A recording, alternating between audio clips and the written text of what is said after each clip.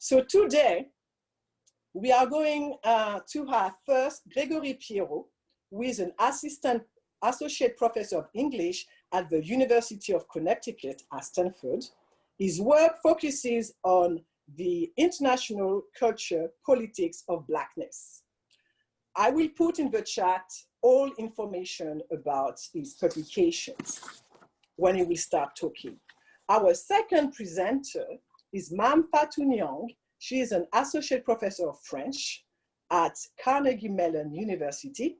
She conducts research on contemporary France, sub-Saharan Africa, post-colonial and transnational studies, media, and urban planning.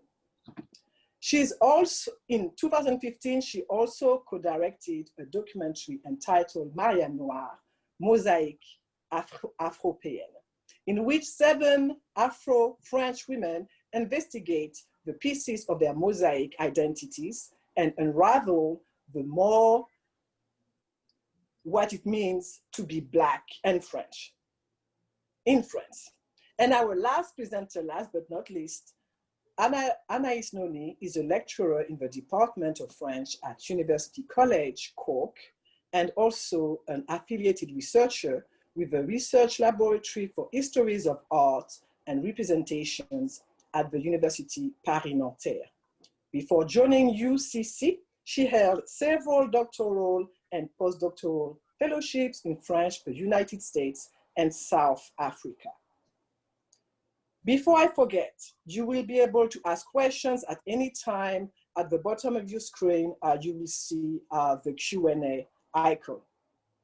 Each presenter will talk for 20 minutes, and after the free presentation, we'll have a Q&A session of 20 minutes. So thank you for your patience. Sorry for the technical difficulties between my mic not working, power being cut down in my house and being restated. I'm really happy that you decided to stay with us for a very timely and important discussion.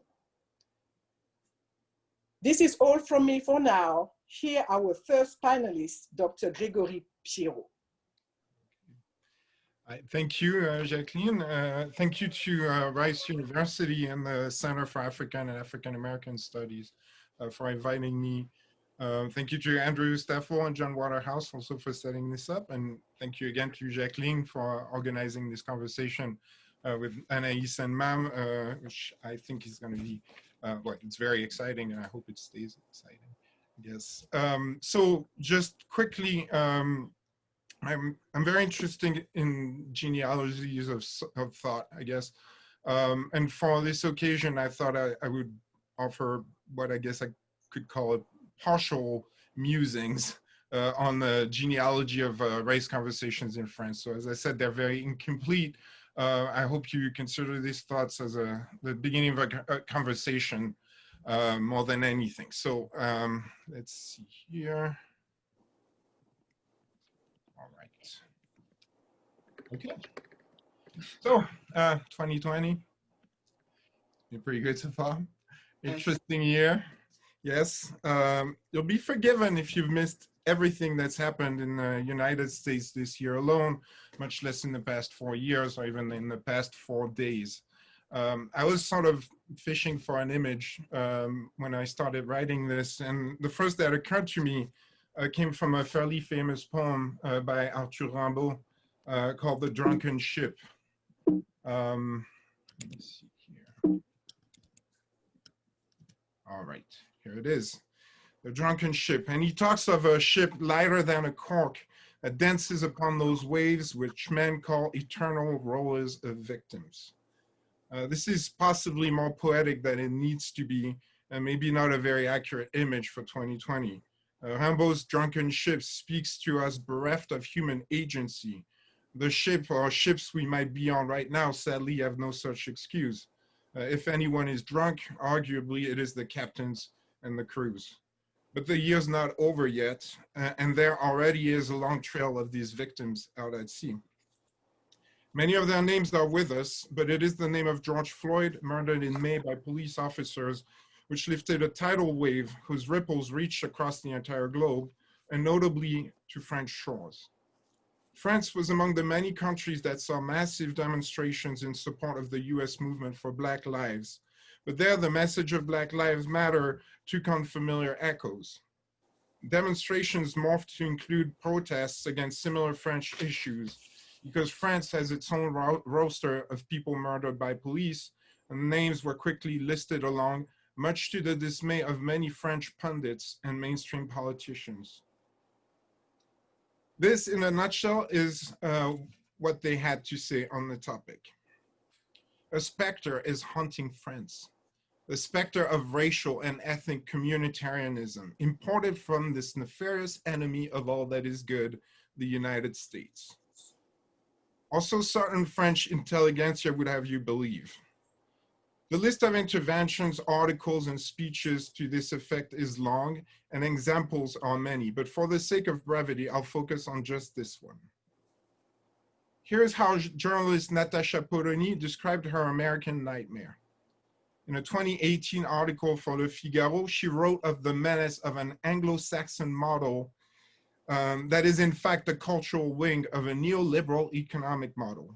There, individuals and communities are juxtaposed in one space with no common ties or values, regulated only by the market and by laws designed for the benefit of offshore multinational companies in a globalized, undifferentiated world, so that no matter what community an individual might belong to, they will commune with their peers at this trinity: sneakers, soda, smartphone.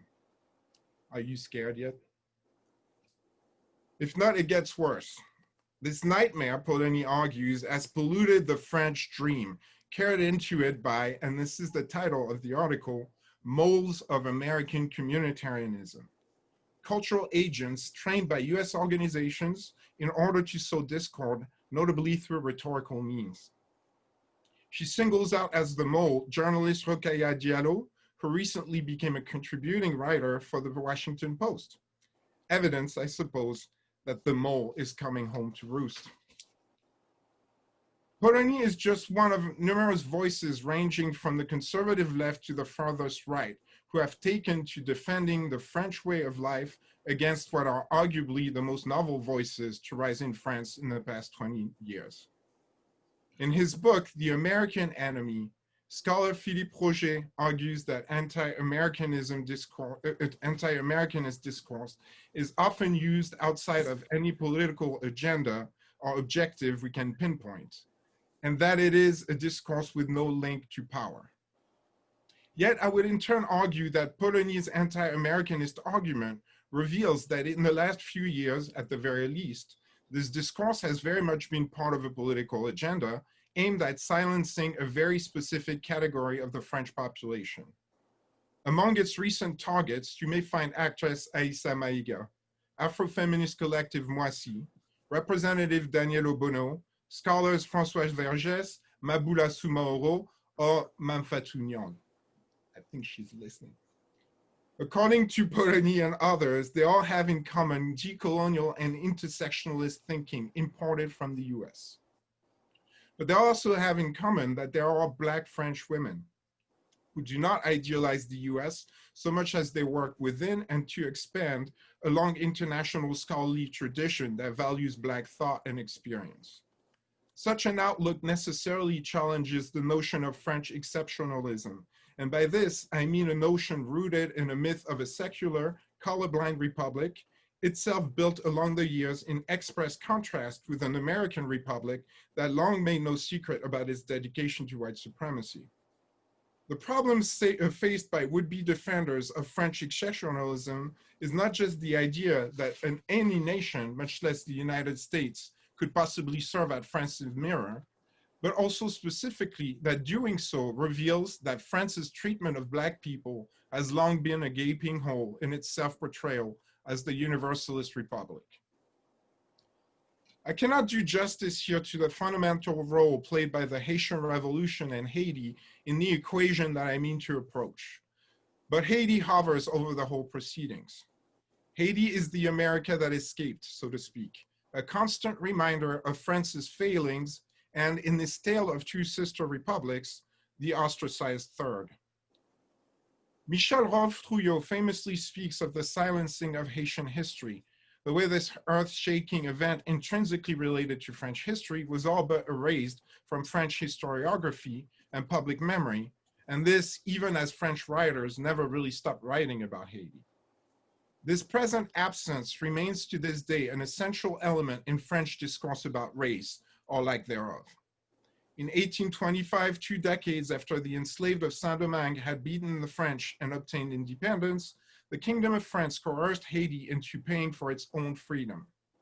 This crass financial agreement, which French politicians only ever evoked by mistake, can be seen as a metaphor for France's mode of engagement with its own history of race relations.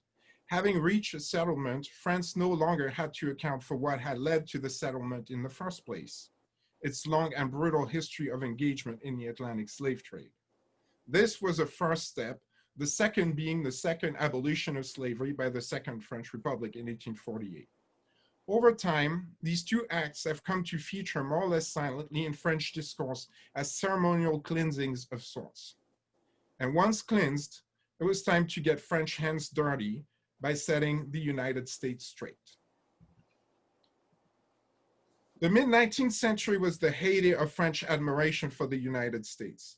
After the Second Republic was overthrown by the Second Bonaparte in 1851 and replaced by an empire, the Republican opposition looked across the ocean for a reference point, and that reference point was not Haiti. Few figures were as important to French Republicans in that time, both locally and internationally, as Victor Hugo. Known and revealed the world around as a giant of literature, he also had a peculiar political career. Hugo is in many ways the quintessential French author, and his political evolution mirrors that of the country itself. A committed royalist in his youth, he entered into politics in the late 1840s, becoming a peer of France's parliamentary monarchy.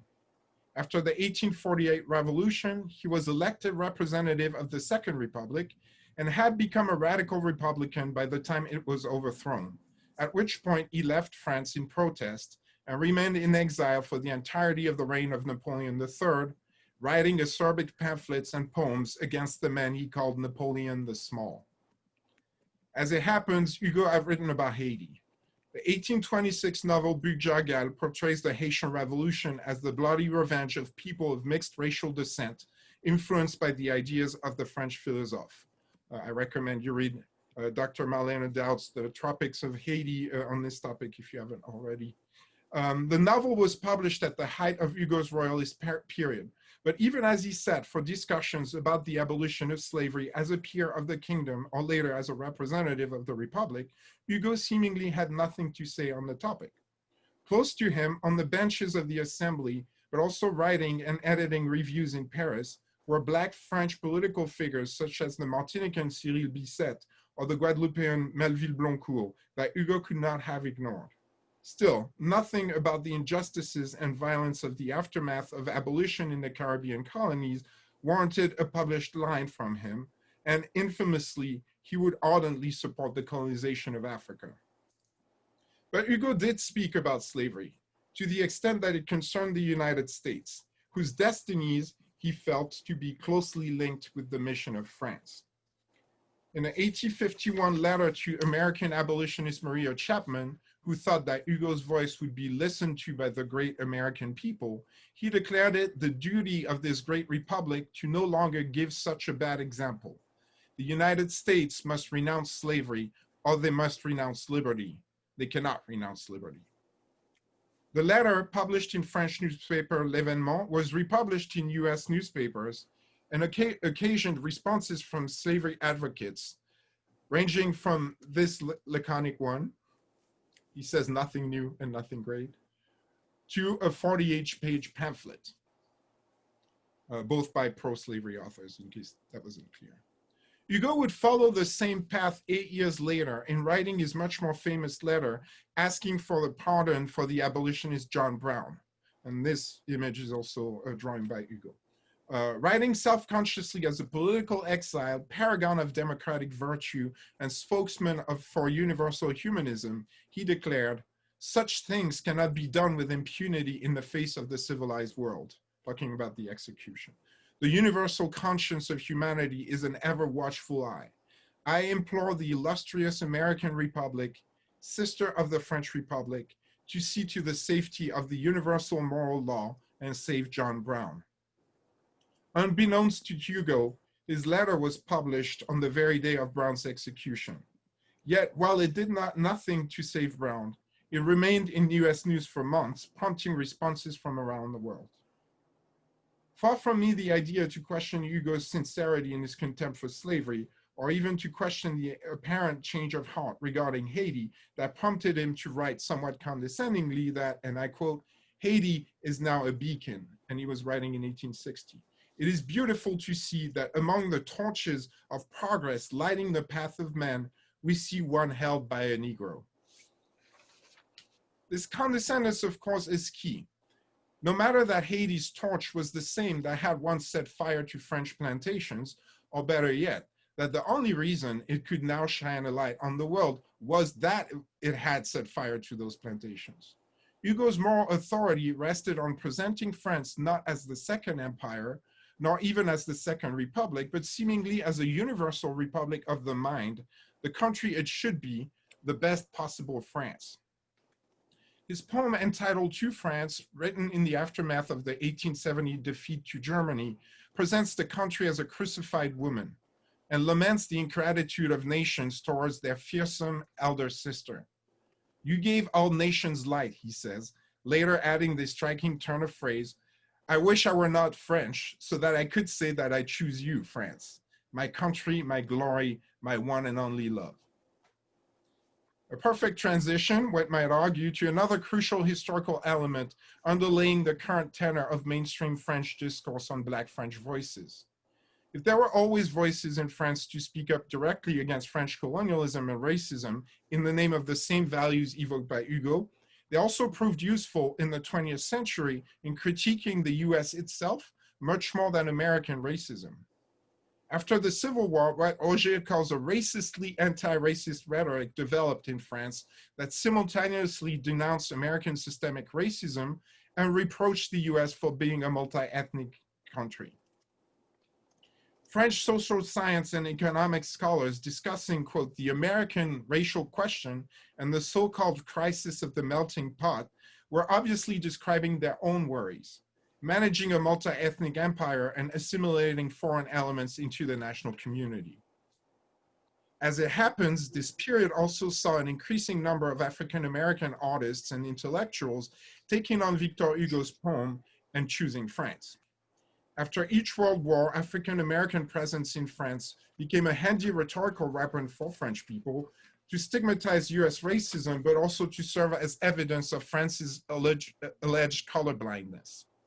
Here, the figure of Jean-Paul Sartre looms large, who contributed to normalizing a French tendency to oppose the United States by systematically rejecting mainstream America and naturalizing an other America.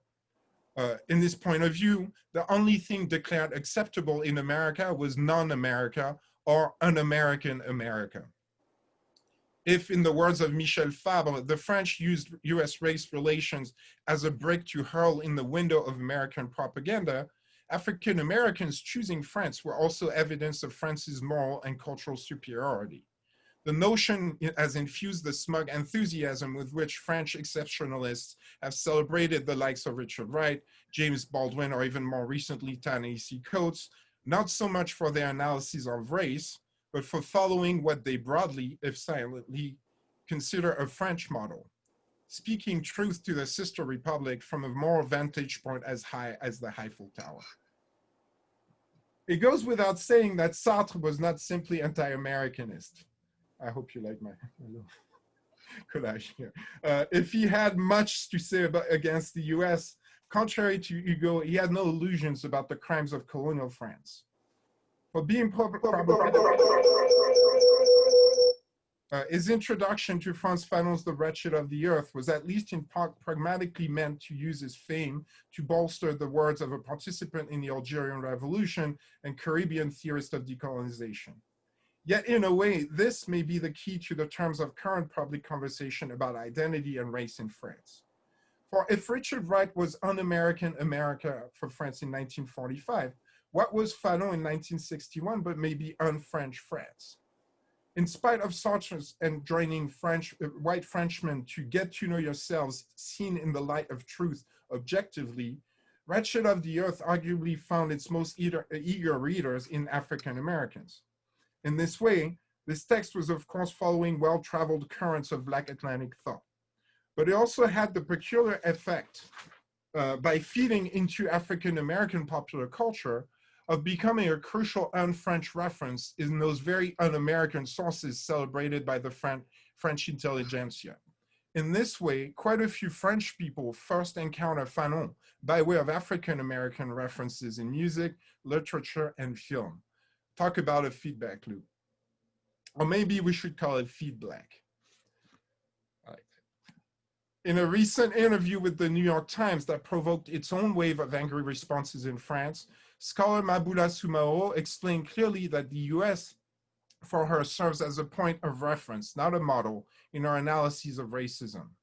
And you see the quote here, when I consider both countries, I'm not saying that one country is better than the other. For me, there are two racist societies that manage racism in their own way.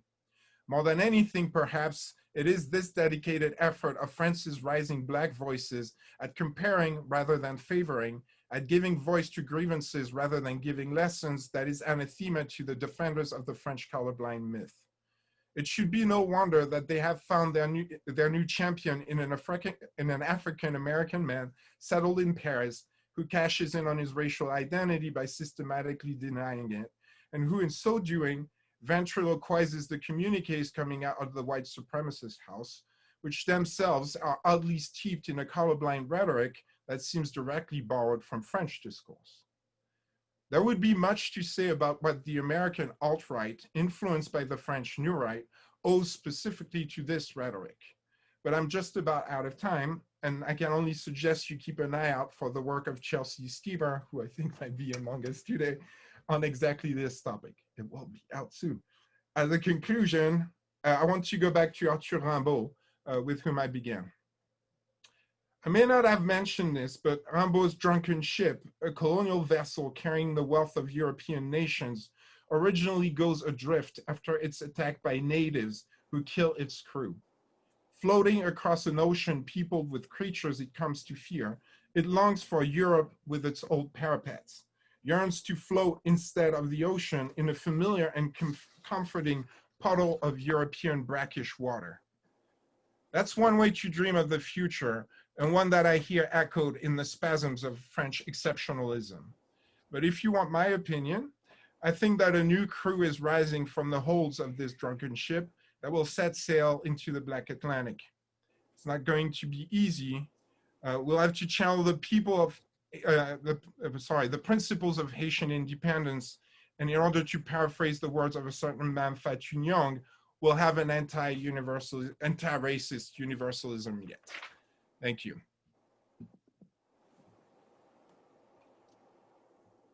Thank you so much, Dr. Pierrot. That was an amazing presentation. You made so many connections, and I'm sure people now will have plenty of questions for you all.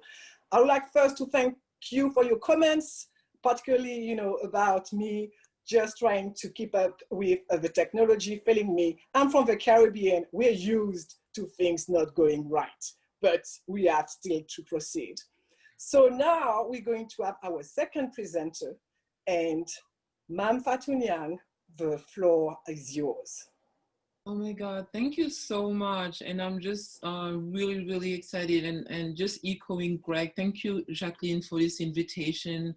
Thank you for putting this together. And as you say, this is a very, very timely conversation. I'm very excited that we're able to, to put all these words together and build these little mosaics of thought, of ideas, and of action. So as Greg said, there's an anomaly in France, right? So race is everywhere, and at the same time, it's nowhere. So France sees itself as a colorblind country, right? And a country that has removed the word from its scientific, political, artistic realm. And yet the consequence of the country's racializations are everywhere. Ethnic minorities, and I'm talking Blacks, Arabs, live through the paradox of being highly visible, while their very existence is made invisible by the many silences of, in art, in literature, in history that Craig has touched upon, and the difficulties in the production of racial, social, or racial and ethnic statistic in our days, and the constant cultivation of this mythical racial Frenchness. So to quickly understand the topic of our conversation today, this relation between race and policing, we need to stop on the word race for a minute, right? What it means in France.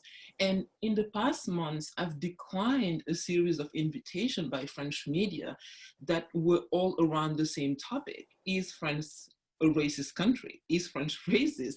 And I declined the invitation because I can't even grasp the thinking that would go around such a titling, is France racist? I will just share a little screen with you. Oh, of course, the presentation is gone. Just give me 1 second. So we are talking about the country that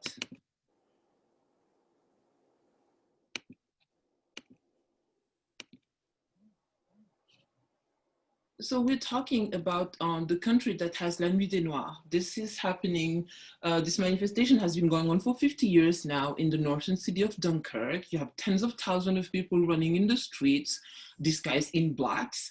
And last year, the mayor of Dunkirk, who is, left-winger, Patrice Vergette, said that this manifestation was not racist. It was actually a true Republican manifestation because it highlighted the three core values of France's equality, égalité, as people mingled in the streets, fraternité, because it was a joyful mixture of pride, of belonging, of a shared sense of identity between the people of the city, and of liberté, because during the carnival, Dunkirk became a city, a city, the capital of freedom.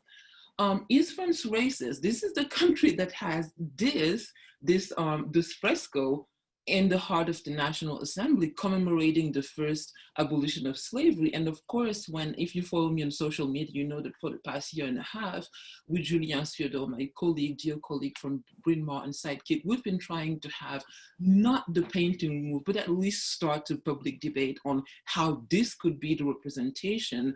The piece followed chosen publicly by the state to represent the commemoration of slavery.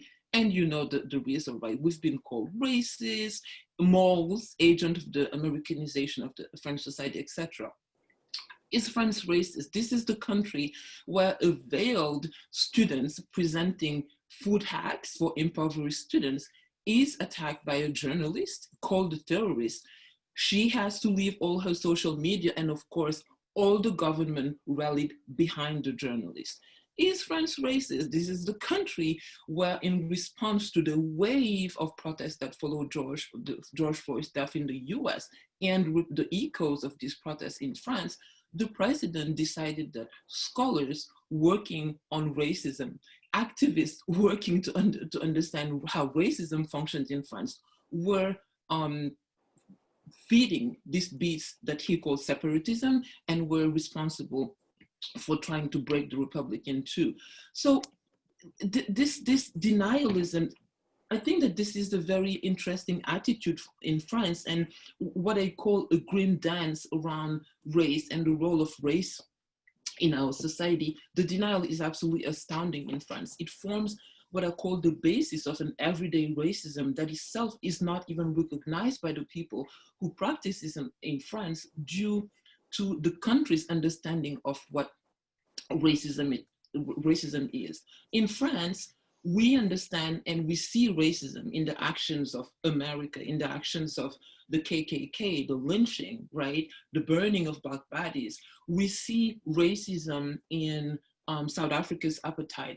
We see racism in the militarized and targeted murders of indigenous population and black population in Brazil, but racism cannot be something that you can see in France, you know, the cradle of human rights and the country of enlightenment. And there's this very French confusion between being racist and having racism.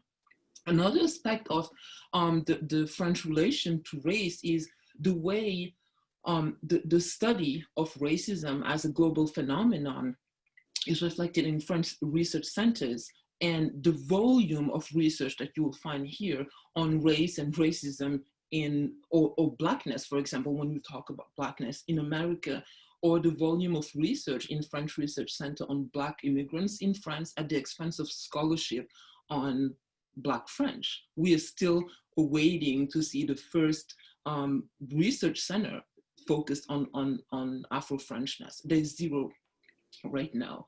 In a beautiful piece that appeared, I think it was around 6 months ago in Slate, my friend and colleague Julien Ciodo exposed the danger of these fallacies, which make in France, which make racism sort of a distant foreign, obsolete objects, sort of like a monster that have been destroyed by the Republic, and that has been destroyed by history and the value carried out by universalism and the Republic. And as Greg beautifully highlighted, this denial is also extremely present in the way we think, for example, of the history of slavery. Our collective consciousness around slavery has absolutely been built around American artifacts, you know, like plantations in Louisiana, Virginia, and nothing about, you know, our own history with slavery, whether in Haiti or in Guadeloupe. There's absolutely nothing in French schools about the figures of Afro-emancipation struggles who have never been immortalized by a train station, like, you know, or a high schools, like it's been the case with Afro-American figures like Martin Luther King or Rosa Parks, who have been immortalized because they are seen as symbols of Black oppression in the US. So there's really a tendency for us to treat race and the policing of race and the media treatment around the death of George Floyd was really emblematic of this tendency to denounce the effect of racial categorization in Minneapolis, in Sao Paulo, in Johannesburg, but to kind of go MIA or all of a sudden dumb or blind when it comes time to see how these you know, happen in Paris or Lyon or in Guadeloupe. So these elements are very deeply embedded in France's language around race, or lack of language around race, and they have profoundly shaped the country's self-image, as well as the representation of what is the citizen who belongs and who is the other, who does not belong, who is the alien other. And this knowledge is molded at the state level. It's worded and processed in our schooling system, in universities, and it's very widely disseminated by our cultural system. So coming back to the events of you know, the late spring, early summer, and George Floyd's death, so this event triggered the biggest anti-racist movement in the recent history of France, and really laid bare many of the racial divides that had been hidden by what we call the Republican myth of, you know, equality and universalism. And the murder of George Floyd really opened I don't know if you can say, the floodgates for multiple denunciation of institutional violence in France. Thousands and thousands of demonstrators answered call from multiple groups, among such as the Le Comité Adama, Truth and Justice for Adama, a group named after 24-year-old Adama Traoré, who died in 2006, 4 years ago, at the end of, while he was in police custody. And like George Floyd, Adama Traoré's last words were, "I can't breathe." And his sister, Assata Assa, became really the voice of the movement. And she's been fighting for more than 4 years now to shed light on the circumstances surrounding her little brother's death. And as Asa often say, to ask a question for Adama is to ask a question for the thousands of Adama who will remain nameless in France, all the boys and men whose daily and tragic encounters with police had never made the headlines. And it was very, I mean, oftentimes in this march, you would see families of other Black and Arabs, Frenchmen, killed by the police or killed during the encounter with police, march alongside Adama. And on this picture, you can see Sabri's family, the Comité Justice and Vérité pour Ibo, named after Ibrahim Ba, who was killed last October, along working with Assa. So to come back to the question of race in France, for the past decades, and this is something that Craig beautifully touched on, the debates around race and the Black question, especially the Black question, have been greatly characterized by the rejection of what is sometimes called in the French media a trend that was born from foreign import and mainly American imports, and by a extremely virulent criticism of what is called in French une tyrannie des minorités, a tyranny of minority, a dictatorship of identities that is threatening the unity of the Republic. So really these ideas that minority fed by the United States, or this like attraction for America, for the US, are trying to create, like this secessionist community that is threatening the unity of the Republic. And the US is really seen as a counter model, a country that has been molded by racial violence, and that is like a counter model whose communitarian abuses have no equivalent in France. So it's really one of the tool that is used to kind of refuse this parallel between the situation around race and police violence and the many parallels that were made this summer between George Floyd's case and Adama's case, for example. And this narrative of constant distanciation, this narrative of refusing the parallel, has succeeded in reducing the voices of minorities requesting equality, because it feeds a time-consuming buzz that prevents what they call the indigénisation de ces questions, the indigenization of this question, a dispassionate analysis of how actually these are not imported questions, but these are French issues that have French roots and that have specifically French manifestation. And as Greg said, when we talk about the US, it's to show them as the counterexample, someone, to reveal how human French was with ease with minorities, and especially with African-American minorities back in the 20s, 30s, and the 40s, who saw France as the haven, from the GIs to, like you say, James Baldwin, Richard Wright, who considered France as the haven, running away from racist America. And unsurprisingly, in May, June, and July, in the French coverage of George Floyd's death, this mantra of the happy place, for the Blacks, the happy Blacks in Paris, was constantly invoked in the French press and by French politicians to challenge the parallels between the French and American situations on race, and just basically deny that racism could exist in France.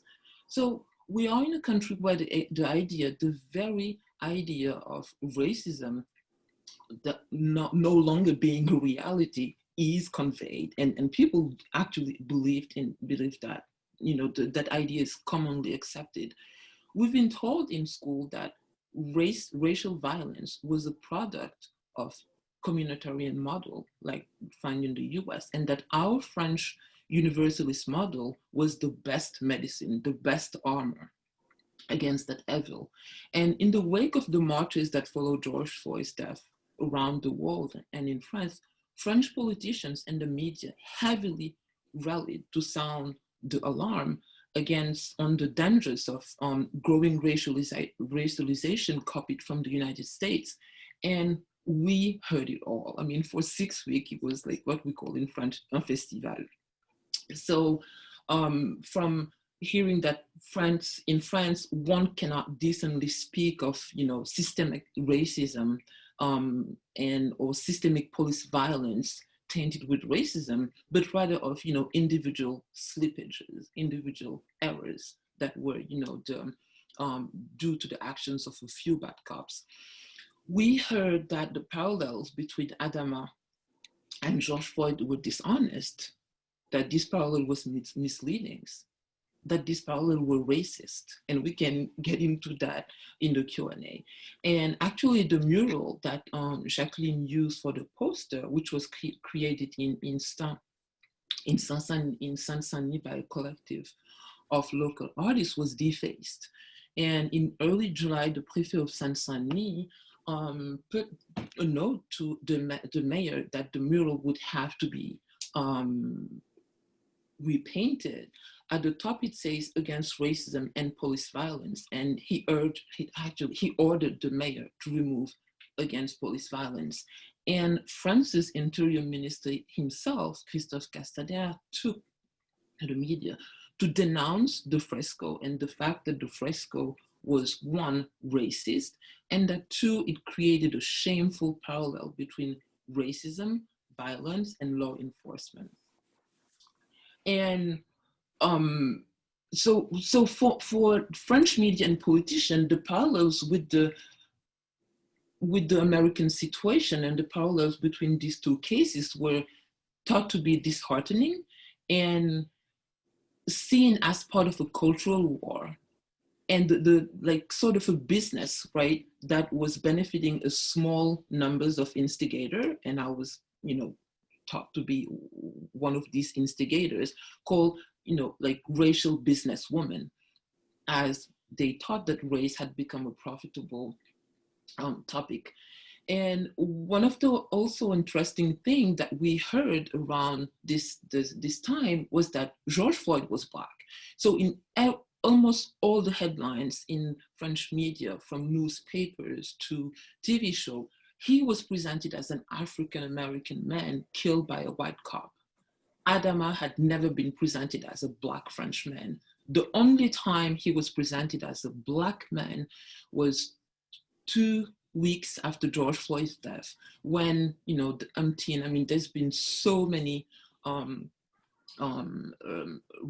medical reports and counter reports on the circumstances of his death, where 4 years after his death, a medical report said that autopsy said that he didn't die from the weight of 4 policemen on his body, but from a cardiac condition that overwhelmingly affected Black subject. It was basically the only time in 4 years that his race was ever mentioned in French media.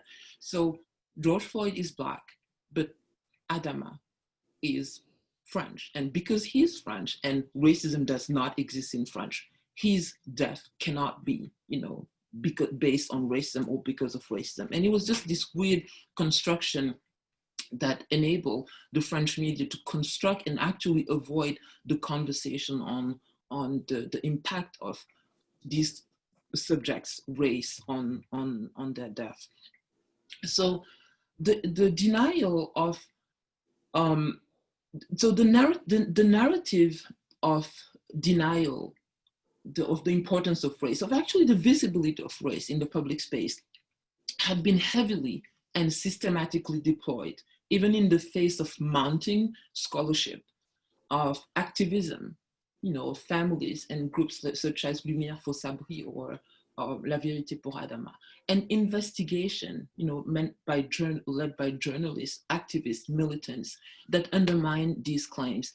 And in the face of the testimonies, right, of the people who suffer daily from this encounter with police, mainly minorities, Black and Arabs, in defending and what we saw in June, in May, June, and July, in the 3 months following George Floyd's death in French media, was that defending what they call, freedom of expression against political correctness and what was, Pascal Pro called the walls of the digital pacts, shows after shows on French TV, articles after articles in the French media came with all white panels or all white journalists speaking on police violence, and of course, rebuking that police violence never existed because they've never seen, they've never had an ID check, or they don't know anybody around them who'd been a victim of police violence.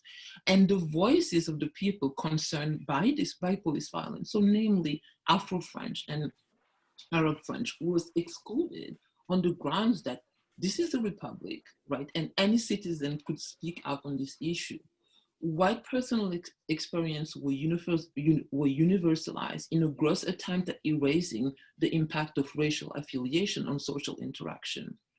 So the denial of this country's long racial history illustrates the effect of national amnesia on the very production of racialized identities that are rendered even more invisible by the universalist myth. And in the case of police violence in France, the consensus is that these actions are due to few bad apples. There's nothing systemic around that. And unless you want to force what Christophe Castanet called a foreign reading on this French situation, it is dishonest to see any racial, like to give it to affect racial coloration to them. And of course, these Republican attitudes erase the fact that what we call this bavure, right, this error, police errors, when a kid died at the hand of police, are neither a recent phenomenon, nor are they isolated, because there is a rich documentation, both scientific and coming from activists working on the ground, that traces the very French history of this relationship between the police and racialized bodies in France. And it is impossible to have a correct understanding of the role played by race on the policing of these bodies. It's impossible to understand what we constantly hear as errors. And I'm thinking about Ziad and Buna's death. I'm thinking about Theo's rape. I'm thinking about Adama's death. The systemic ID controls and the way they can go left really quick. It's impossible to understand these errors without putting them in their French genealogy, something that Greg has been doing beautifully, both in his research and in his public scholarship.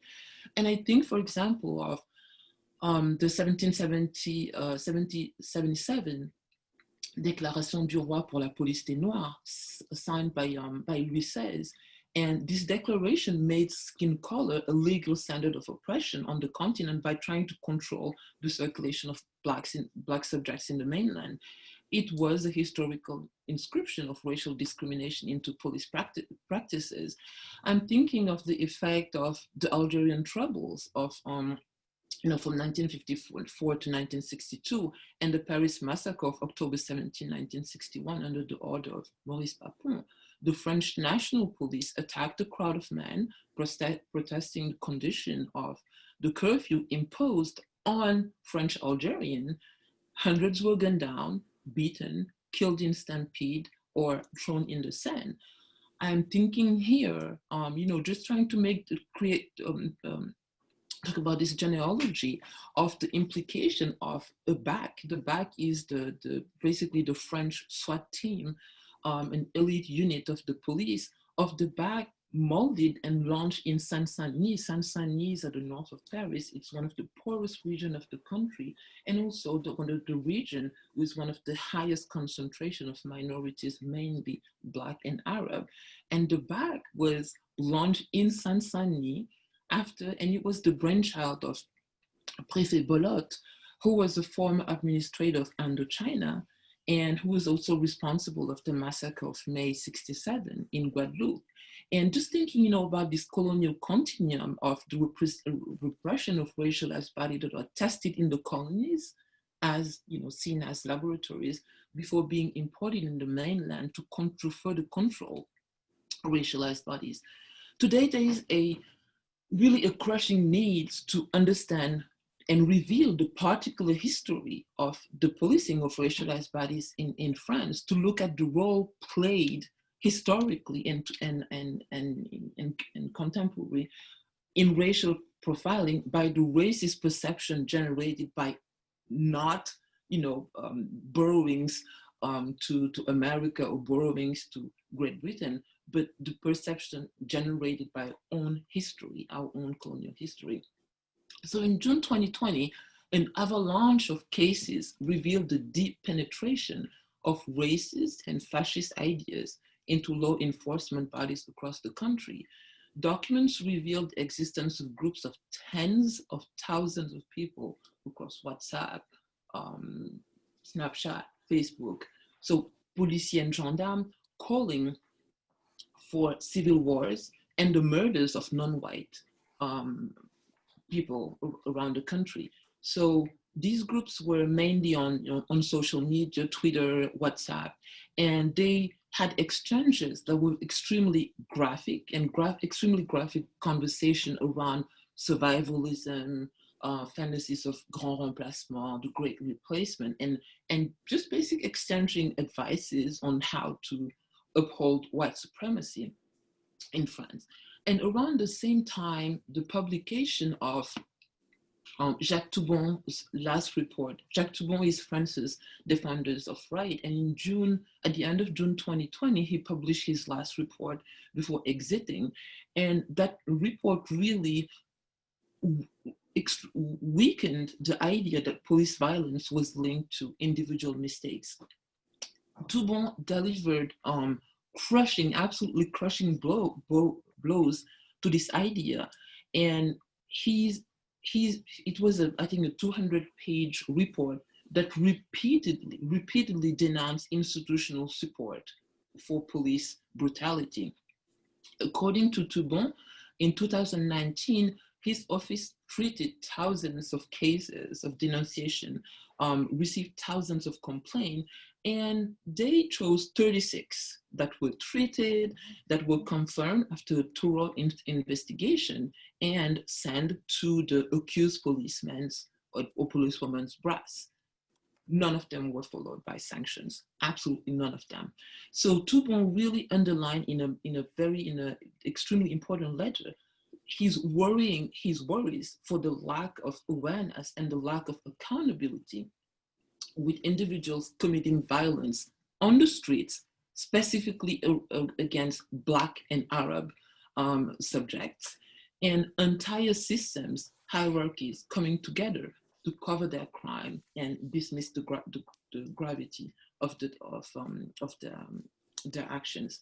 And today there is an exciting body of research around these questions, and I've seen that throughout the conversation Jacqueline has been putting on the side. I mean, there's just this amazing bibliography. I've seen Sarah Mazou, Abdelali Ajat, I mean, just research around this issue.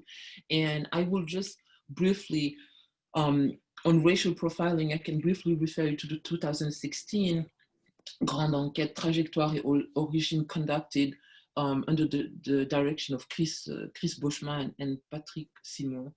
I can also think of the work of Fabien Jobard and René Lévy and Sophie Neven in measuring discrimination according to appearance.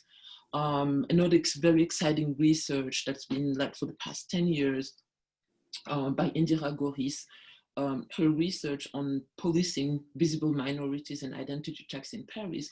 And in 2009, they had this very exciting novel research where they analyzed data around 500 identity checks carried out in 5 Paris sites, major transit sites like Gare du Nord, Châtelet des Halles, République. And the results were absolutely, I mean, it was just incredible. The survey showed that people who were perceived as Black were 6 times more likely to be stopped by police than people who were perceived by white, and people who were perceived as Arab were 7 times more likely to be stopped by the police than people who were perceived as white. But of course, if as me, you grew up in a banlieue, you don't need this research to understand the reality of the links between race and policing. And that reality had been denounced for decades by collective like such as the Collectif Case Rebelle, the Collectif Vivolé, journalists working on the terrain like Siam Asbag, Tabu Habs, independent researchers like Mathieu Rigous, and all the collectives that are born year after year or month after month following these errors. I'm thinking about the Collectif pour Adama, Collectif pour Ibo, Collectif pour Lamine Gay, Urgence Notre Police Assassine, and basically every other Black or Arab kid in France who can give you first-hand testimony of what it is to be a Black or Arab French and the relation with the police. So in my research, I also tried to uncover the links between this violence and the silence of our republic on the reality of our community. What role do the missing pages of our history play in the vision of the other as an eternal foreigner, a second-class citizens, right? That can only express his gratitude or remain silent.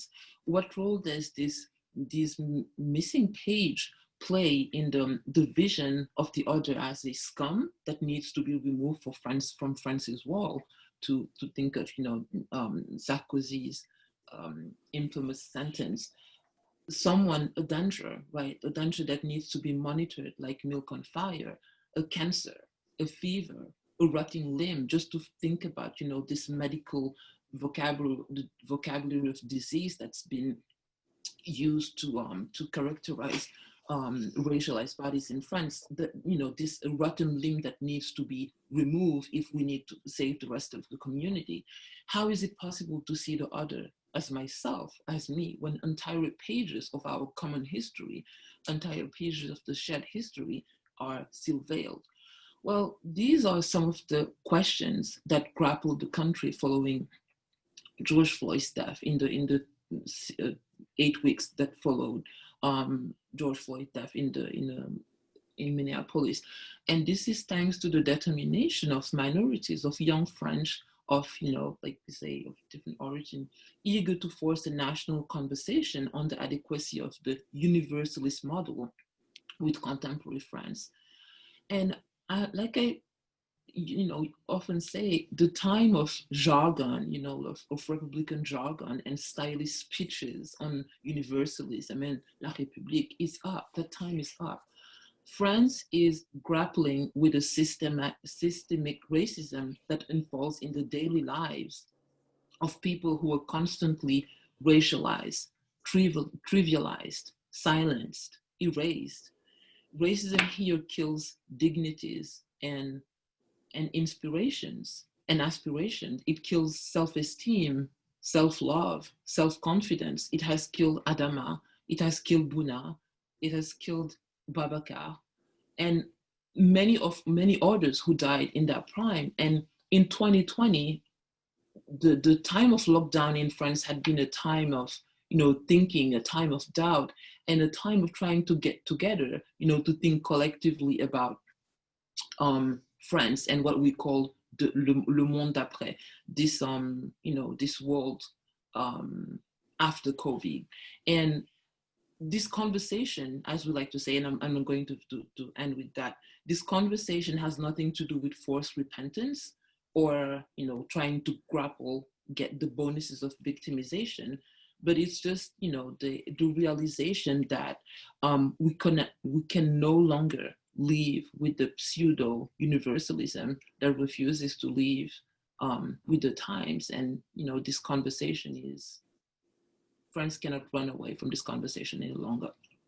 Well, thank you so much for your attention, and I'm happy to pass the mic to Anaïs.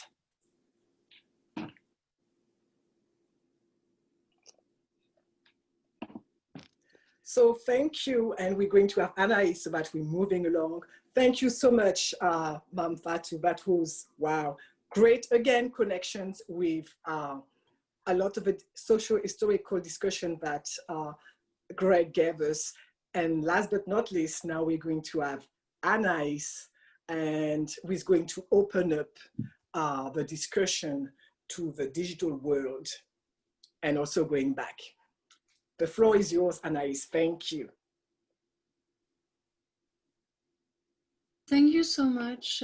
Thank you very much, Jacqueline Couti, for the invitation and organization. And thank you, Mame-Fatou, Niang, and Grégory, Pierrot, for the honor of sharing this panel with you. I think between the drunken ship and the paradigm of denial and dishonesty, I think we are very much discussing some of the problematics. I wanted to think with this term of colonial hangover that I'm borrowing from my experience in South Africa. And so I will offer this notion as maybe as a way to question why is it that we have so much difficulties in France to address our racism. So policing as colonial hangover. When I first heard of colonial hangovers, it was in the kitchen of the place I rented in Mowbray, a neighborhood in Cape Town in South Africa. In contemplating my comment on the harms on health caused by microwave technologies on warming up rice, South Asian scholar and friend Swati Arora mentioned colonial hangovers as reminiscent forms of racism inscribed in daily life. A kind of recursive racism of feedback, like Grégory was mentioning. A kind of recursive racism that implements behavioral responses because it performs messages that shape the transmission of information between people. In other words, colonial hangovers are symptoms of what Paul Gilroy calls volatile racism. A racism that modulates power dynamics according to best interests, a racism that can morph, adapt, and can be as volatile as the market and as fluctuating as the system that generates and legitimizes it. Quickly, colonial hangovers became both a joke and a saying, to name that which has no reason to be and yet persists in taking so much space in daily life. A concept that could designate the absurdity of some practices that seem to be from a long gone era and yet continue to creep in and performs operations such as forcing young Black men to cut their hair or having women deprived of theirs because of the toxicity of both the culture and the products available to them. And I'm referring to something that just happened in South Africa about an advertisement for good hair and bad hair. And yeah, we can talk more about that. But I found it being also a colonial hangover.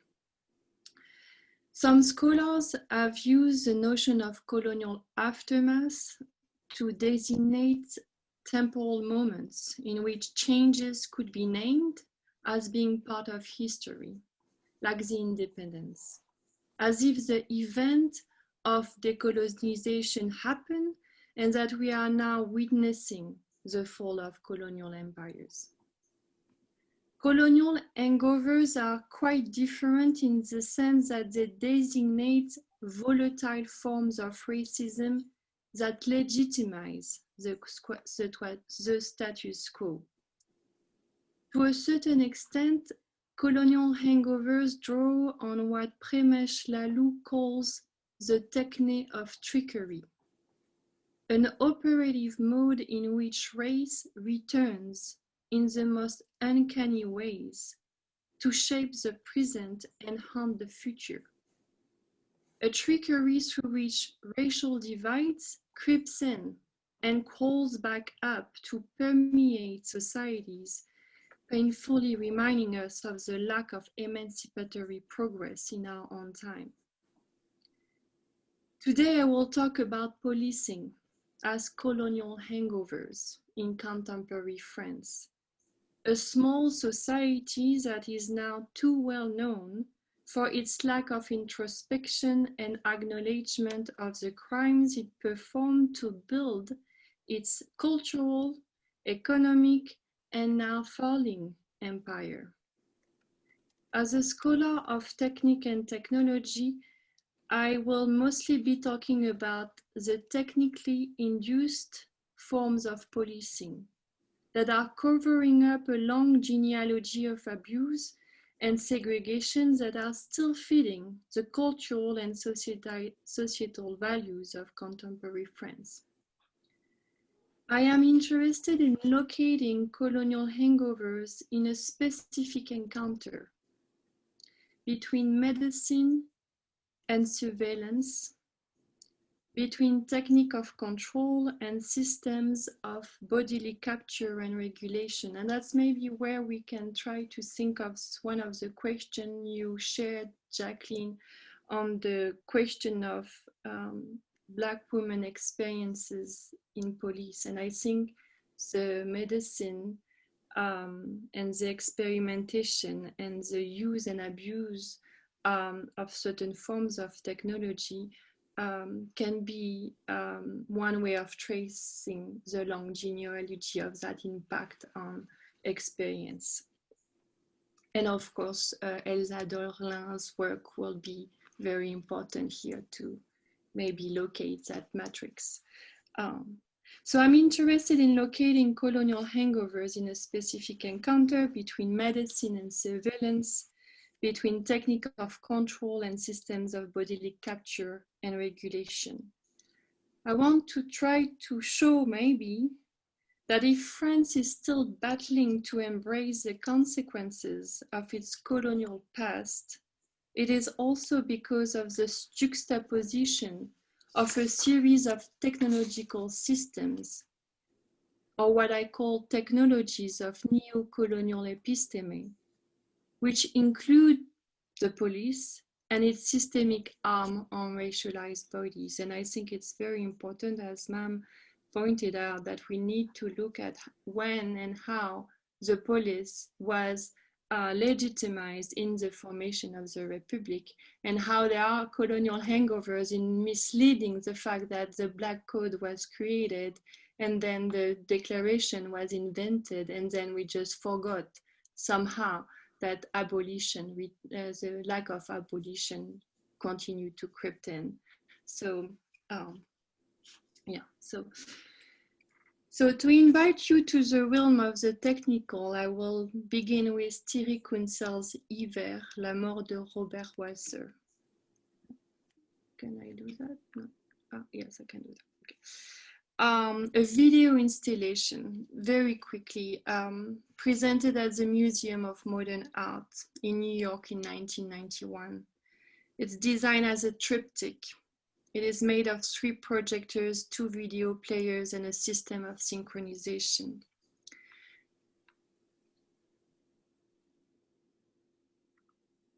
The video begins with a saturated white light that gradually fills the space of the room. Slowly, the central panel functions independently from the 2 others and reveals shades of gray that give shape to a figure. In this central panel, the lighting contrast exposes the silhouette of an individual lying on his back, while the 2 side screens develop a continuous variation of the colors purple, black, and blue. For the taping,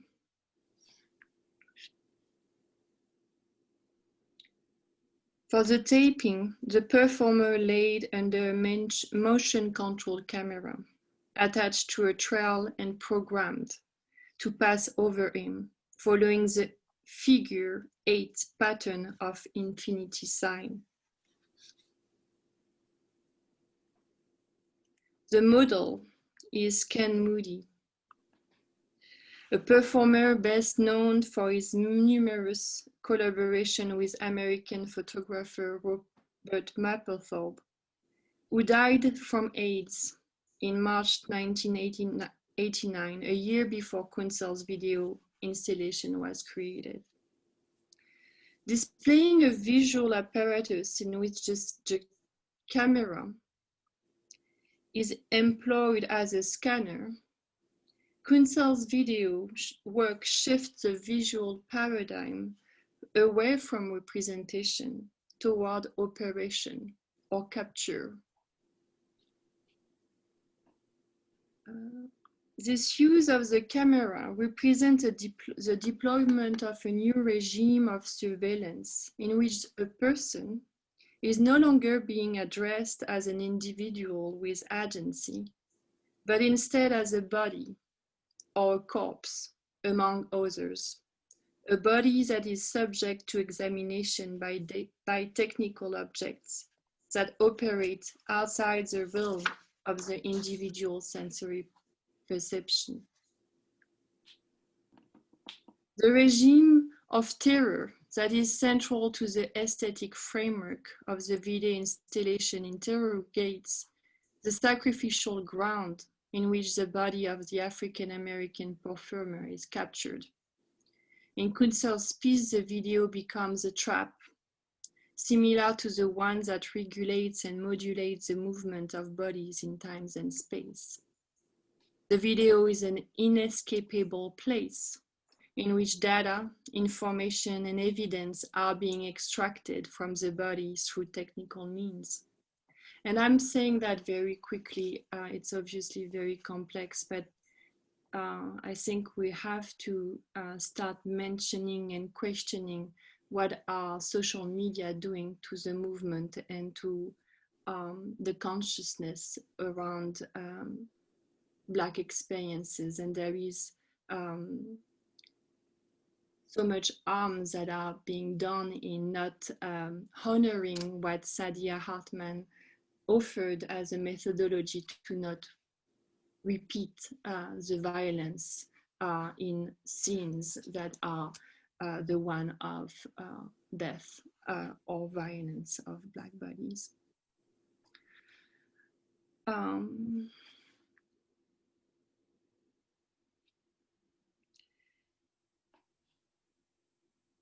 Intrusive techniques of capture, such as these, were deployed in the 1990s in France, a period that marks the reinforcement of anti-immigration law. In Europe, the Pasqua law, voted the right-wing coalition, imposed repressive measures that rendered formerly legal migration flow illegal. At the same time, Jean-Marie Le Pen's extreme right National Front Party gained significant part of the French electorate with its demand to expel, among others, Muslim immigrants from France. In a talk given for the 8th Congress of the National Front on April 3rd, 1990, Le Pen called for an awareness concerning a disease that is spreading all over the country. He names it le sida politique.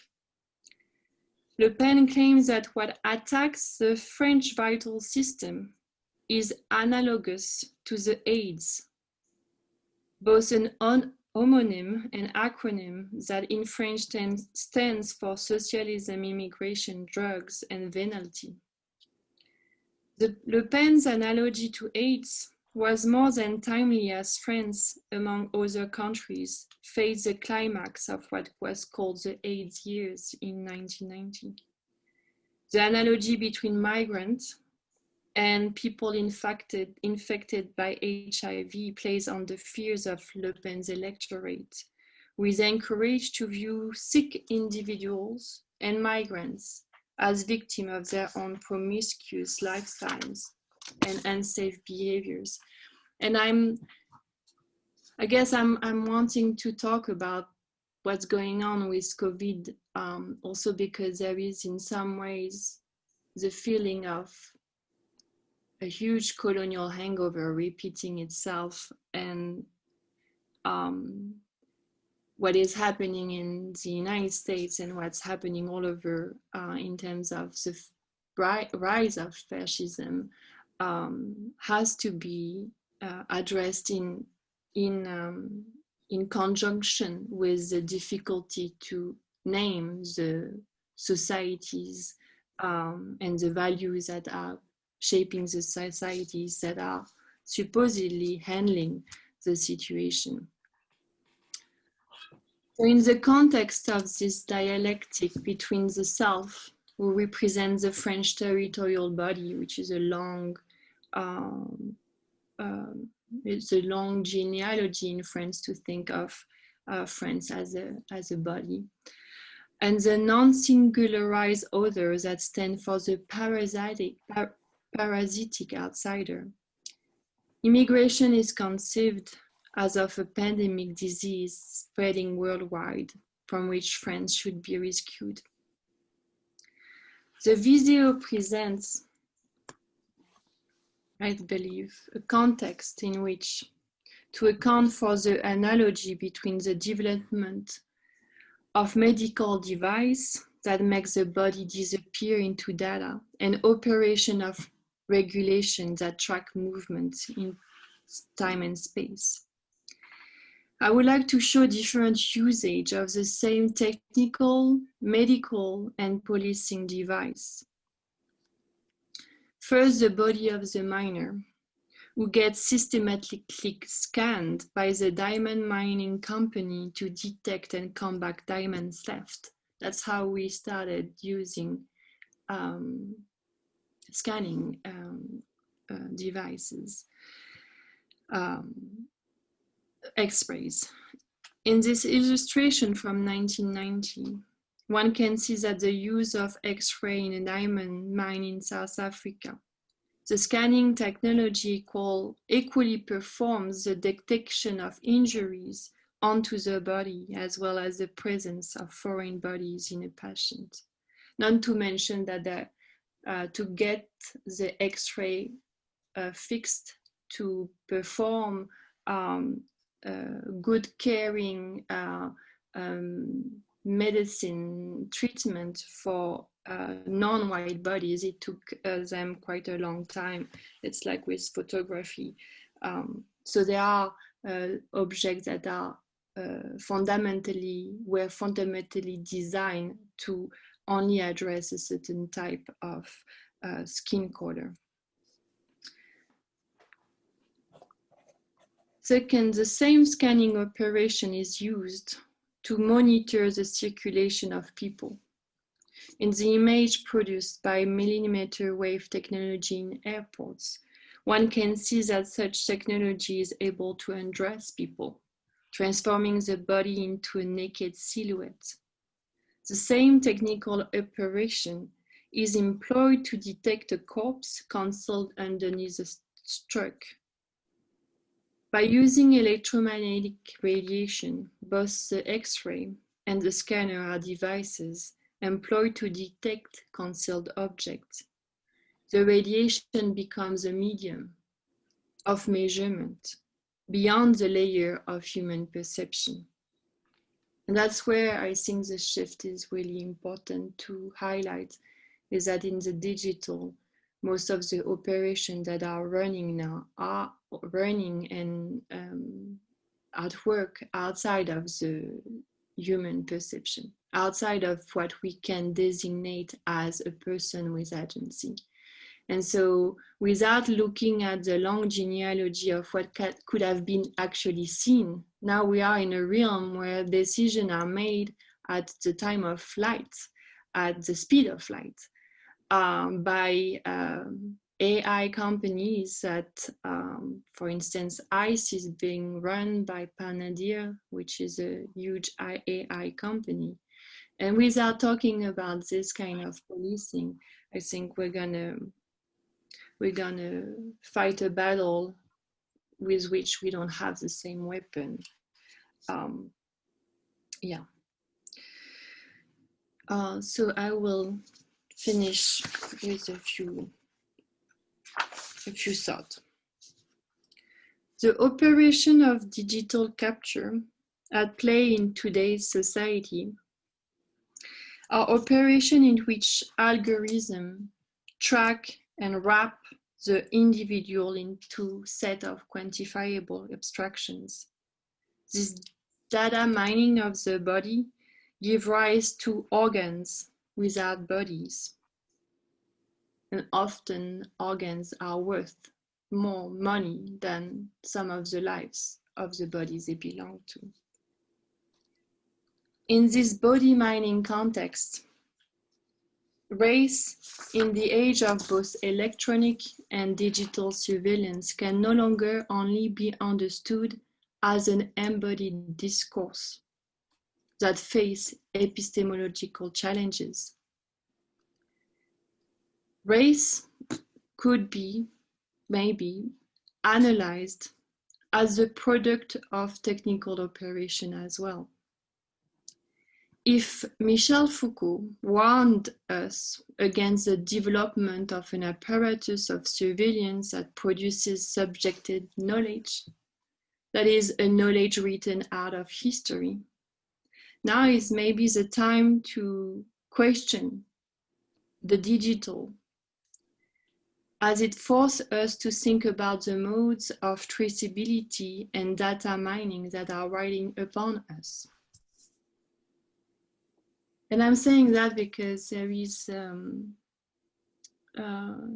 fantastic work by Dr. Brown on surveillance and her analysis of Foucault is so important, because the paradigm in Europe and in France to think about policing, the paradigm is the panopticon. But she is showing that when Jeremy Bentham think of the panopticon, he is actually traveling on a boat in this boat there are 18 women slaves. So how is that person going to conceive of a paradigm for thinking about incarceration and policing in the way that it's verticalized, while he is actually walking on two bodies that are set at the horizontal? And so there is, her work is absolutely fantastic. I will put it down. It's called Dark Matter, and it is. I will put the reference on the chat. Today, renewed questions of power emerge from the trepid responses to growing fascist politics on a global scale. While the dissolution of modern sovereignty and the emergence of a new one, named empire, has been discussed by theorists such as Foucault, Hart, and Negri, one cannot but revisit the relation to power, medicine, and care as a systemic principle morphing into new technological structures, and especially now that we are in a COVID world, and who are suffering the most from it. Finally, rarely could the emergence of technologies of revolutionary actions be sensed with such poignancy as in today's tragic times.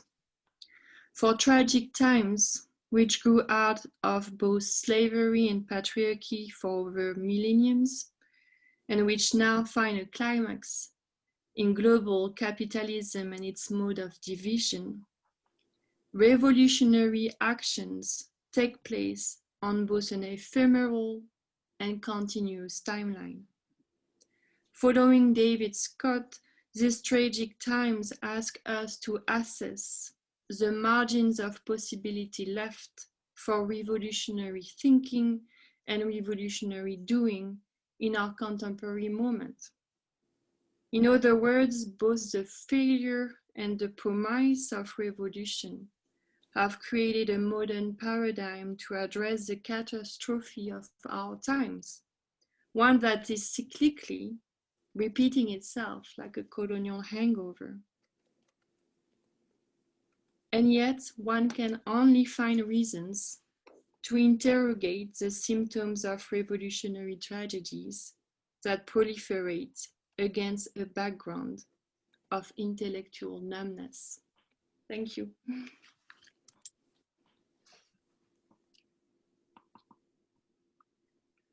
Thank you so much, Anaïs. So I would like particularly to thank Anaïs and Mame, because they're in France right now, and it's like 11:30 of midnight. So they're like in party mode, but we're still working hard. Okay, let's see. Unmute. Can you hear me? Okay.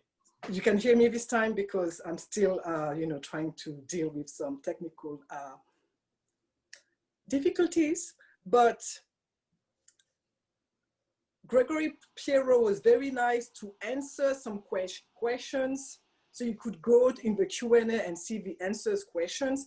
But I think now it would be nice to have everyone together, and then we'll be starting to answer some questions that I think will interest all the three panelists.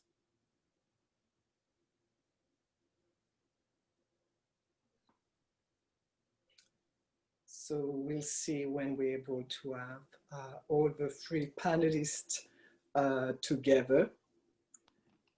In the meantime, please just have a look at the Q&A at the answered question by Grégory Pierrot. They are very interesting.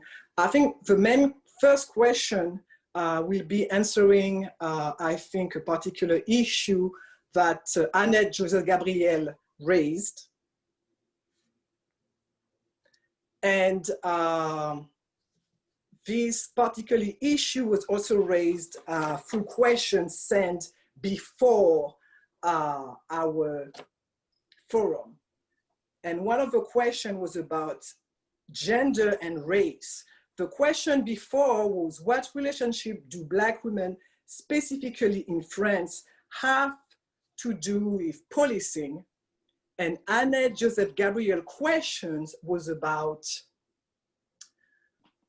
she was explaining that she has really struggled with the simultaneous removal of race from an insertion of gender in the French, into the French Constitution recently. And she would like everyone to help us make sense of the intertwined nature of this move from both the historical and contemporary perspective of each of the panelists' presentations. Do you need me to repeat the questions or? No, clear. It was clear. So yeah, I mean, I can start, and I just wanted to apologize because I think that this is the first I'm sick live and direct. I'm being sick, so I really apologize if. Well, I'll try to make this. So to answer Annette's question, I think that we are to applaud the inclusion of gender as a category in French public discourse, but it's also very important to remember that the inclusion of gender in, for example, the urban policies of the early 1990s also meant that came with the specialization of ethnicity and race issues.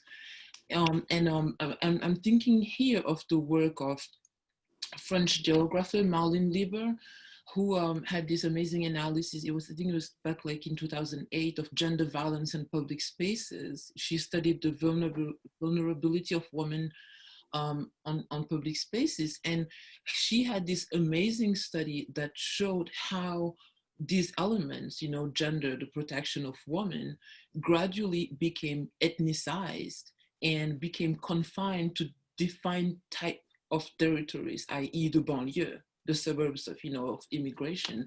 And so I think that in France, the articulation of gender, race, and urban issue became a central and hidden way to articulate racial and ethnic issues that could not be raised in the Republic because, hey, that don't exist, right? And against a background of universalist discourse, the attitudes of various governments for the past 30 years basically is extremely revealing of the way in which what we call the politique de la ville serve actually to articulate and territorialize racial, religious, or sexual differences, you know, under the guise of the defense of women. And this has been extremely, I mean, in the past 10 years, we've seen it in how the protection of women and the promotion of gender equality has been used, for example, as a tool for gentrification. And I'm thinking here of the whole scandal around the Chapelle Pajol and how, you know, women cannot circulate wearing skirts in the streets because of this horde of Black and brown men occupying the public space, or the way, you know, the policing of the veil and the discourse, the current discourse around the veil and the defense of women is actually used as a way to target and criminalize Islam and Muslims in France. I mean, along those same lines, I'm thinking about this recent event. I think it was just this week when yeah, this representative, she's from a student union, I believe. She was invited to speak in front of a governmental commission, and one of the members of this commission, member of President Macron's party, made a big fuss out of leaving the room because the student representative was wearing a veil, and so this has been what, an entire week of everybody talking about this. And yeah, along the lines of what Mame was saying, I mean, it seems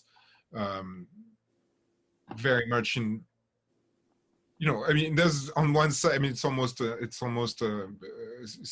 know, symbolic on purpose, but you erase one word that you never want to talk about, and you include one that you feel you can deal with, or at least deal with on terms that, you know, that again, sort of, you don't have, I mean, as Mame was saying, it's not negative per se, but again, we've seen that gender has been used as sort of a hammer to not speak of race, right? So, again, I mean, it doesn't have to be nefarious to have nefarious ends. And I would say from what we've seen, this is sort of an angle that we've been getting used to, right? Like, you know, any questions of race in France lately sort of tend to be sort of redirected to questions of gender that, you know, politicians seem to think they can deal with maybe more easily.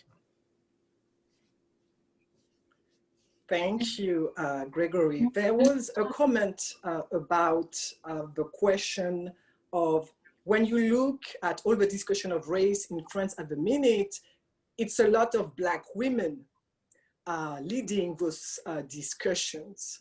So did you all have any kind of comments to do or to make about why do we have often Black women in France being the one behind really as an impetus for this discussion of race? Well, so, and I think that this echoes, you know, the comment or the question, most of the faces of victims of police violence are young Black French and young Arab French, and where are the women? There are very few women. Actually, there's been one woman, and she was of Chinese origin, killed in a police raid. Well, so violence, visible violence, doesn't affect the bodies of women. But if my first interaction with a person touching my body, touching my breast, was with the French police, and I was an adolescent.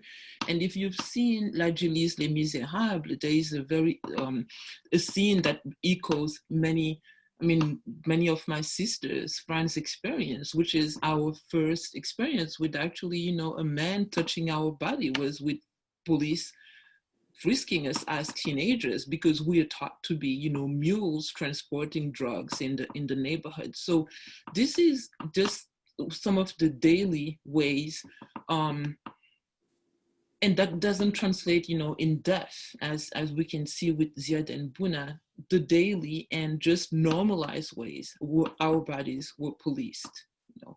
And when you look at all these committees, I'm thinking, you know, Assa Traoré, Amel Bentoussi, Ramata Dieng, it's the sisters, it's the mothers who are leading the charge against you know, or just leading all these committees trying to shed lights on the death of a brother, the death of a cousin, the death of a son.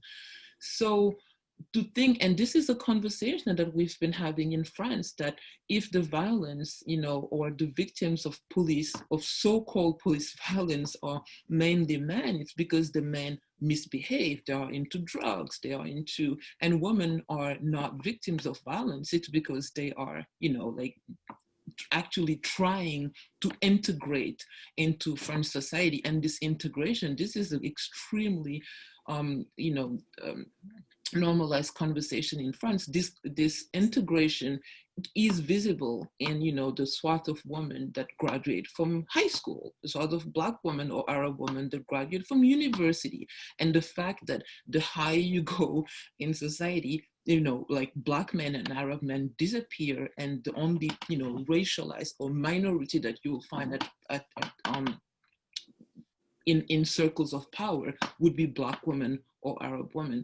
And this is an extremely, extremely interesting conversation that doesn't take in France into account the way bodies are controlled also by gender, where physical violence will be exerted onto male bodies. But that doesn't mean that violence is not exerted into the bodies of women, or because the violence that is, you know, exerted in these families also affects mothers, it affects sisters, it affects, and it's just, you know, just part of this whole conversation that needs to start in France. And I will stop here, but I'm a very resilient person, except from when I'm sick, which is the case right now. And I've never cried. The only time I cried in the past year, I've cried once in the past year, and it was after a talk, a Zoom conference that was organized by Aswad. And at the end of the conference, the last question was, what are the conversations right now? What are the exciting things, the exciting prospect in your country? And we had people from South Africa, from Brazil, from Germany, from Portugal, from Belgium, and everybody had so many exciting questions. So how do we take into account, you know, the difference, the gender difference into the way, you know, police violence affects our communities? Can we talk about defunding police? And for me, the exciting question that I had for France was, can we say race? Can we say race? And it just gives you an idea of how far we are in this conversation, you know, this global conversation around race, and how most of these questions that I'm reading in the comment section, wow, it's hard. Yes, I mean, we won't be able to answer all those questions, but they're really, really deep. And, you know, obviously people were listening, and I'm really thankful that they stay with us till the end. I've got one question for Anaïs from Kaima Glover about your metaphor of a colonial hangover. And she's explaining it's disheartening metaphor, of course, given that it necessarily implies thoughtless intoxication, loss on inhibition, maybe blackout. And you could read the whole question if you go into the Q&A. And then she has at the end, a question for you. I'm wondering whether there is some alternative metaphor that might be posited as an alternative. An aspirational metaphor. So we're really trying to find the light in all this darkness for that possible way out that remembers but does not repeat the cycle of racist intoxication, tepid remorse, and return to the drunken same. And I know, Anaïs, you commented on Saidiya Hartman kind of methodology already, you know, to make sure not to reenact the trauma. So do you want to develop a little bit about the idea of, you know, the metaphor of colonial hangover, and if you can give a kind of more positive, uplifting metaphor? Is there one?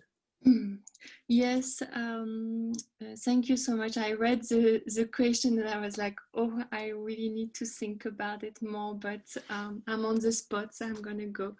I think what I liked about the notion of colonial hangovers is that in South Africa, the distribution of alcohol and the distribution of alcohol as form of payment in the colony is still something that the contemporary society, gender-based violence, everything is being impacted with this form of using alcohol to calm.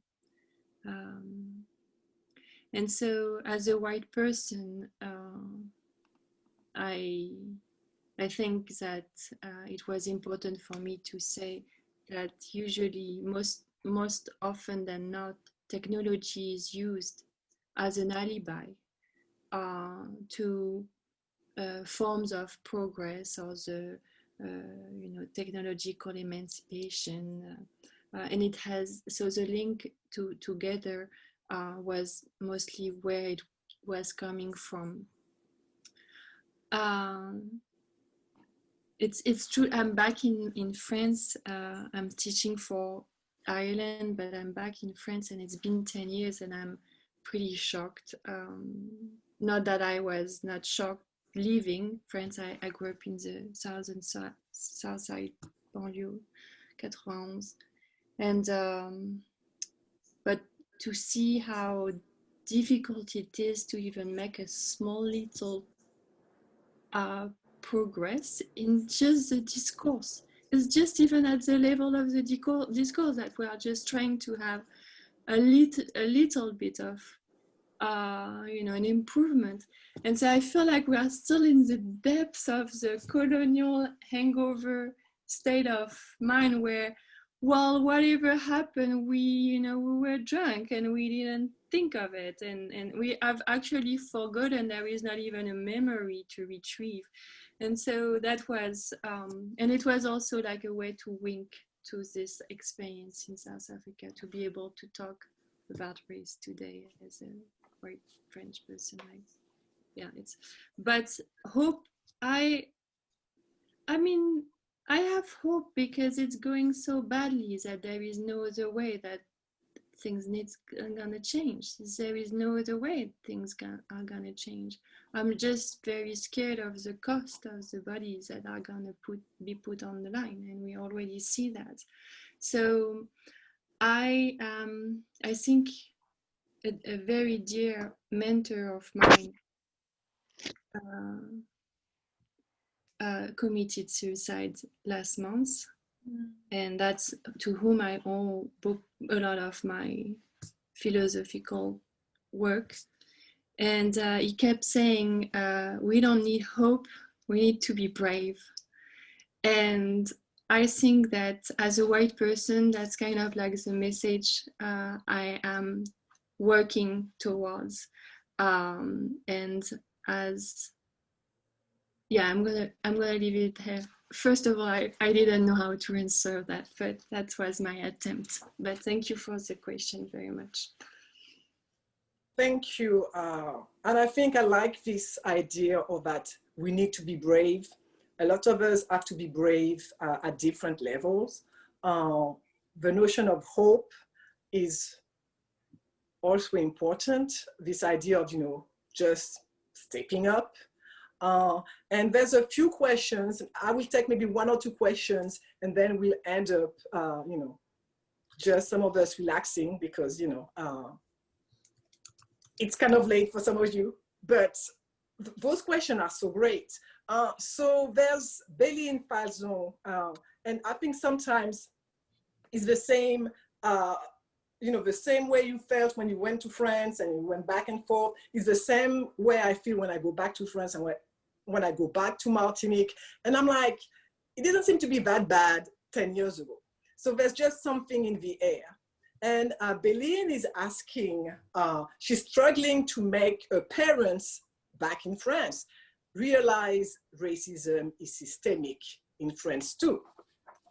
And literally, you need to have sometimes to take the lens out. You need to leave your country to come back to see the problems. So she's asking, what are a couple of examples that racism is still being promoted in governance, not just heritage law, which they perceive as remnants, but recent racist policies, but maybe she could take to her parents and tell them, well, the legislatures did that, that's racist.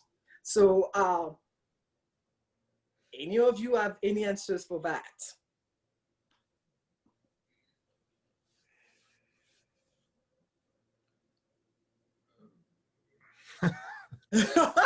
I know all those questions are very deep. I mean, some of them already, you talk about them. Where to start? Where to start? I mean, just turn on TV. I mean, where to start? Greg. Yes, I think people were not paying attention because the Pasqua laws were already in there. Like in the 90s. I mean, the laws on the veil are also fairly old, I guess, at this point, but they're not, you know, I don't know. I mean, I'm not sure, but if by heritage laws, means just laws that have been around and never changed, I think those matter as well. Just, you know, recently, and I forget his name, but somebody was posting online on Twitter, actually, and sort of doing a survey of what the terrains look like, you know, how French cities have to have terrains for Romani people, you know, travelers, I guess. I don't know what the term would be in English, actually. And anybody who's lived in France knows that, you know, those terrains are always located next to trash dumps or the worst possible places on purpose, right? I mean, they don't have to be there, but they are always in the worst sections of any given city. That's how you find them, right? I mean, there was a joke from the person posting, but it's only a joke because it's true, right? It's a joke because it's so systematic. And maybe it's easy to not notice. And in this way, maybe it is a heritage law, and maybe we can, I mean, but the fact that it never changes, and that, you know, routinely every year, as I'm sure you're aware, you always hear those same stories of mayors attacking people, you know, travelers, Romani people, making things even harder for them for no other reason that it's easy. There's nobody to defend them ever. I don't know if that answers the question, but it is one that has always struck me personally. And, you know, it's a silly personal story, but I remember, you know, the place where I used to play soccer was literally 100 yards from when I was a kid growing up in France. One of the places we played soccer was 100 yards from the you know, trash recycling factory, and the train was right there. And it was just, I mean, visually speaking, it was such a shock, as, you know, to see as a child. And then you realize that this is the way things are somehow. And it's so obviously hostile and so obviously racist that, you know, I don't know. I mean, the fact that it never changes to me is just as bad as the fact that it was done in the first place. We literally talk about this every year at some point, right? And so I don't know if this counts to convince Béline's parents, but I mean, again, to me, it's odd precisely for this, right? It doesn't even need to be new; it's renewed constantly. I think, you know, tradition is also dangerous, and I think your example is great because we've been surrounded by it, and because we're living in this system, we don't realize how aggressive it is against different groups. And in my beautiful introduction that was muted, I was highlighted how we're all coming from the banlieue, the suburbs. And because of that, our notion of lived experiences is really, really different. Because That's why France has so many layers, and space is a part of it, like the banlieue, or if you're living in a great neighborhood. And we don't even have time to talk about that. So I will have one last question, and just comment that someone asked something about religion, and I thought that was a different ball game. It was a great question, but talking about religion in France, in a country which is very secular, and the relation of religion and race, because of course you have Islamophobia, will take us, I think, here till 1 or 2 a.m. in the morning for some of us. But if you want to tackle the notion of race and religion in France, you can. I would like to finish with Emily Saakian question. Do you believe that abandoning French Republican universalism, some people will burn us for that, for the ways it denies the realities of racism, entails giving up the idea of universalism altogether? Or do you believe in the possibility of an anti-racist or Afrocentric universalism?